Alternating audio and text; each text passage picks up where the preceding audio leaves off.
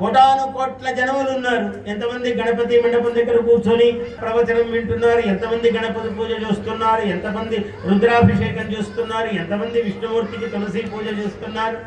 చాలా అరుదు. అట్లా ఈ మానవ జన్మతో ఊర్ధ్వలోకానికి వెళ్ళటం, మళ్ళీ కిందికి వెళ్ళటం. అందువల్ల పశుపక్ష్యాది క్రిమి కీటకాదులకు ఎందుకు అంటే మానవుడి శరీరం ఇలా ఉంటుంది, నిలువుగా ఉండడం చేత ఇక్కడ 3 మనకు వెన్నుపాము ఉన్నది. దీనినే కుండలిని శక్తి అన్నారు. ఈ మధ్యలో సుషుమ్నా నాడి అన్నారు. ఇలా పింగళ, ఒకవైపు ఉన్నది ఇడా నాడి, ఒకవైపు ఎడమ వైపు పింగళ నాడి. ఇడా పింగళ నాడుల చేత ఈ 3 నాడులు ఉన్నాయి. ఈ 3 నాడులు చాలా ప్రధానమైనవి. ఇలా ఇవి నిలువుగా ఉంటేనే ఇక్కడి నుంచి కుండలిని మేల్కోవటము, వీడికి జ్ఞానము అనేది వస్తుంది.